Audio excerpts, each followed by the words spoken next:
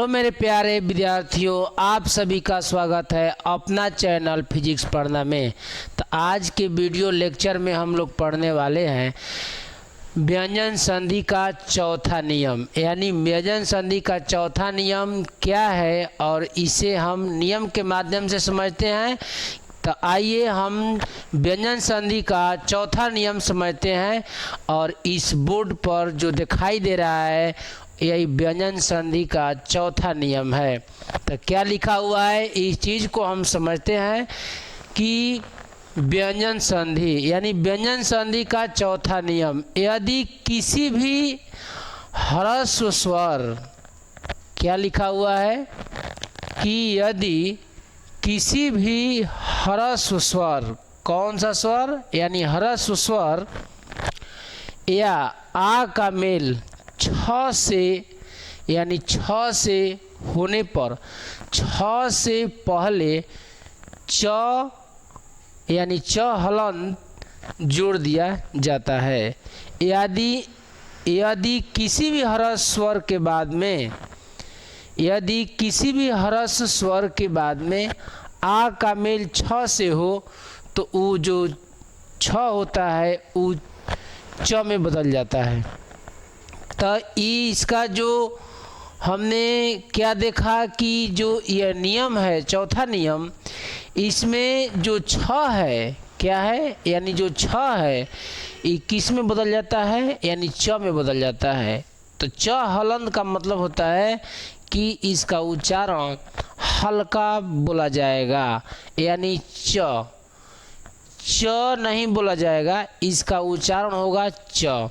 तो ऐसे बहुत सारे शब्द हैं जिसमें क्या होता है कि जैसे विच्छेद, अनुच्छेद, तो इस तरह से सारे जो शब्द हैं उसमें च यानी हाफ च जो होता है, जो च का उच्चारण में यानी च में हलंत जब लग जाता है तो वहाँ पर ऐसे हमारा जो है शब्द आता है जैसे स्वच्छंद।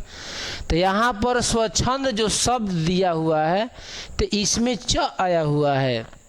तो इसका संधि विच्छेद कैसे होगा आइए हम समझते हैं। यानी जो स्वच्छंद दिया हुआ है, जो शब्द है स्वच्छंद, तो इसका संधि होगा स्व, यानी स्व प्लस छंद।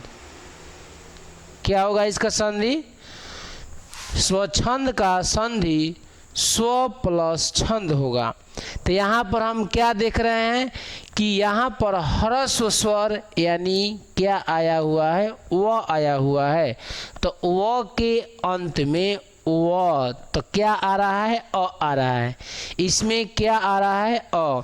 तो अगर अ नियम कह रहा है कि यदि किसी भी ह्रस्व स्वर के बाद में आ का मेल छ से हो या स्वर से हो या छ से हो, अ के बाद में यहाँ पर क्या आ गया? छ आ गया।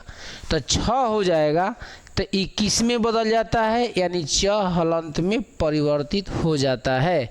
तो इसे हम क्या बन जाएगा? स्व प्लस छंद मिल करके स्वच्छंद का निर्माण कर लेगा। तो इस तरह से स्वच्छंद का जो संधि विच्छेद होगा यानी स्व प्लस छंद हो जाएगा।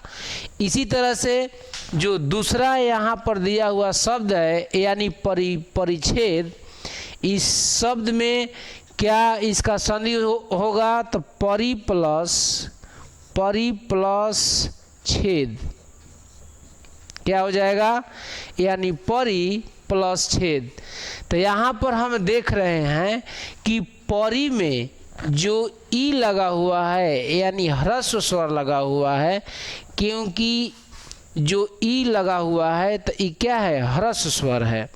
तो ह्रस्व स्वर में इसके बाद में जो यहाँ छ आया हुआ है तो यहाँ पर छ लग जाएगा। तो ई क्या बन जाएगा? यानी च हलंत का निर्माण कर लेगा, यानी ई प्लस छ मिल करके च यानी च हलंत का निर्माण करता है, च हलंत में परिवर्तित हो जाता है, हाफ च हो जाता है। इसका उच्चारण च नहीं कहेगा, च यानी हल्का इसका उच्चारण बोला जाएगा। तो इस तरह से हमने दो शब्दों को देखा कि क्या बन रहा है, यानी अ प्लस छ मिल करके च हलंत का निर्माण कर रहा है, और यहाँ भी ह्रस्वई जो है ह्रस्व ई है और छ मिल करके च का निर्माण कर रहा है, यानी च के रूप में परिवर्तित हो जा रहा है। तो इस तरह से और सारे बहुत सारे शब्द हैं। एक और शब्द दिया हुआ है, दो शब्द और दिया हुआ है जिसको हम देख सकते हैं कि अनुच्छेद दिया हुआ है। तो अनुच्छेद में इसका संधि विच्छेद क्या हो जाएगा, अनु प्लस छेद हो जाएगा। यानी अनु में क्या लगा हुआ है, अनु में उ लगा हुआ है और यहाँ पर छ आया है। तो यहाँ पर अगर छ आएगा तो ये किस में परिवर्तित हो जाएगा, यानी च हलंत में परिवर्तित हो जाएगा। इसी तरह से विच्छेद है, विच्छेद दिखाई नहीं दे रहा होगा, तो यहाँ पर हम ऊपर लिख दे रहे हैं कि विच्छेद, यानी विच्छेद एक शब्द है। विच्छेद क्या शब्द है, यानी विच्छेद। तो विच्छेद का हम संधि करेंगे तो वी प्लस छेद हो जाएगा। तो विच्छेद में हमने क्या देखा कि विच्छेद में हमने यही देखा कि विच्छेद जो शब्द है इसमें वी लगा हुआ है। तो वी क्या है, यानी इसमें ह्रस्व ई आया हुआ है। तो ह्रस्व ई और यहाँ छ मिल करके क्या निर्माण करेगा, यानी च हलंत का निर्माण करेगा, यानी हाफ च बनाएगा। तो इस तरह से हमारा जो विच्छेद है क्या है, यानी विच्छेद है, तो इसका संधि हो जाएगा वी प्लस छेद, यानी मिल करके विच्छेद बनाएगा। तो यहाँ पर इस चीज़ को हमने समझा, और जितना इसमें च जो है इस तरह से बहुत सारे शब्द या हम लोगों के शब्दकोश में है, यानी किताब को पढ़ने से और बहुत सारे बुक को पढ़ने से ऐसे शब्द आ रहा है। तो इस चीज़ का क्या कीजिए कि आप संग्रह कीजिए, और संग्रह करने के बाद इसका संधि विच्छेद बनाइए, और इस नियम के माध्यम से, यहाँ नियम चौथा जो है, इस नियम के माध्यम से इस तरह का अगर आपके सामने कोई शब्द आ रहा है तो इसको क्या कीजिए कि आप इसको संधि विच्छेद बनाइए इस नियम के माध्यम से। जैसे स्वछंद यानी स्व प्लस छंद, परिच्छेद यानी परि प्लस छेद, इसके बाद अनुच्छेद अनु प्लस छेद, विच्छेद यानी वी प्लस छेद। तो ई मिल करके क्या बना दिया, यानी विच्छेद बना दिया। तो ऐसे शब्द बहुत सारे हैं हमारे बुकों में और बहुत सारे किताब हम पढ़ते हैं। तो इस चीज़ को कॉपी पर चार्ट बनाइए। इस चार्ट बनाने के बाद इस सूत्र के माध्यम से, इस नियम के माध्यम से व्यंजन संधि में इस चीज़ को क्या कीजिए कि इसका विच्छेद कीजिए, और ऐसे बहुत सारे शब्द निर्माण हो जाएगा, जिसे हमें धीरे धीरे आसानी पूर्वक हमारा जो चौथा नियम है इसके माध्यम से हम बनाने सीख जाएंगे। तो आज के वीडियो लेक्चर में इतना ही। कल के वीडियो लेक्चर में फिर मिलेंगे, तब तक के लिए पढ़ते रहिए। पढ़ना एक बहुत बड़ा ज़रूरी है, क्योंकि हमारे जीवन को सार्थक बनाने के लिए जो पढ़ाई होता है एक पतवार का काम करता है। किस चीज़ का काम करता है, यानी जीवन के खेने का काम करता है।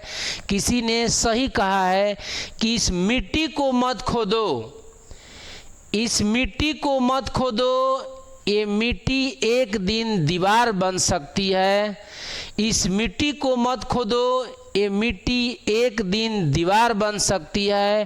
आए मेरे कलम के सिपाही, यही कलम एक दिन तुम्हारे ज़िंदगी का पतवार बन सकती है।